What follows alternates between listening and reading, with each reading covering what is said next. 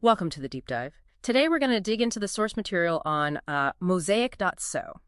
They're a Y Combinator-backed startup, and honestly, they're making some serious waves trying to figure out the next step for AI in video editing.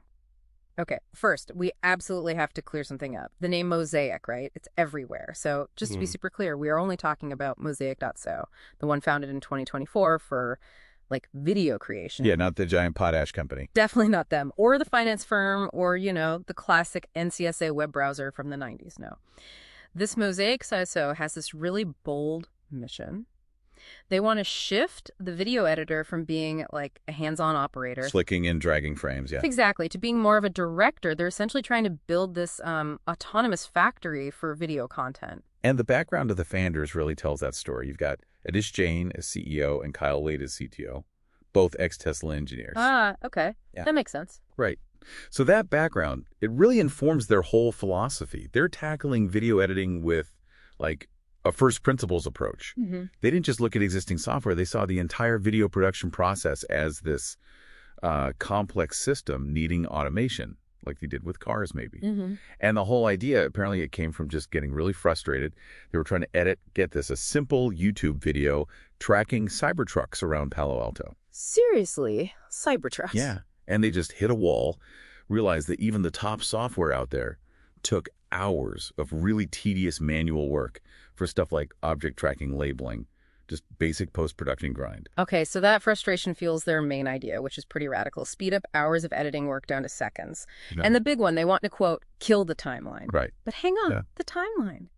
That horizontal thing we all know, isn't that, essential for getting timing just right? How do you do those tiny adjustments without it? That's a fair question, and it gets right to their core argument. Yeah. They're basically saying, look, maybe 90% of what editors actually do, adding captions, cutting out silent bits, basic color grading, it's routine.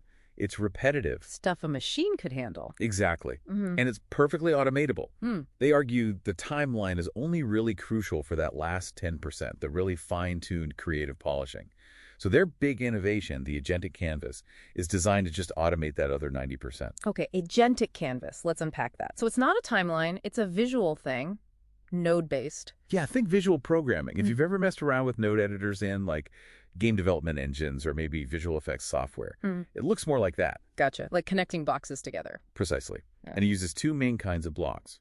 First, you have tiles. Think of these as small, specific actions. Add dynamic captions, dub this voice into Spanish, remove background hum. Little modular units. Okay, tiles are the actions. Right. Then you connect these tiles together on the canvas to build agents. An agent is basically a complete workflow, an intelligent pipeline you design once, like your standard process for making clips, and then you just run it automatically on tons of videos. Right. Build once, run many times. And the example they give, the curator agent, sounds pretty powerful. It really demonstrates the idea. So imagine you've got, say, a 2-hour podcast recording. Yep. Instead of you manually scrubbing through, listening for good bits, the curator agent analyzes the whole thing.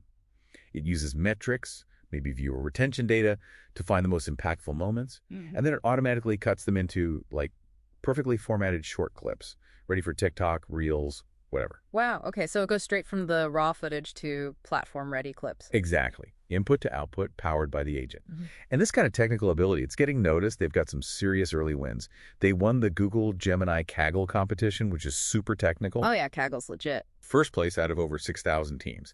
And they also won the Sastra AI pitch competition, which is more business-focused. So it signals they've got both the tech smarts and, a potentially solid business plan. Okay, so how does this stack up against the giants? Adobe, Blackmagic, they have huge user bases. That's the challenge, but also maybe the opportunity. Those incumbents, Adobe, Blackmagic, DaVinci, Resolve, Yeah. they're built entirely around the timeline paradigm. Their whole architecture relies on it. So it's hard for them to just bolt on something totally different like this Agentic canvas. Extremely hard. Yeah. It's a fundamental architectural shift. They're kind of locked into the old way of doing things because of that legacy foundation, which leads to Mosaic's potential edge, their defensible moat maybe. Which is? Their whole system is designed from the ground up for a community-driven marketplace. The idea is that users won't just use Mosaic's agents, they'll build their own complex agents for specific tasks. And then share them or sell them. Exactly. Save them, share them, sell them. So the competition shifts.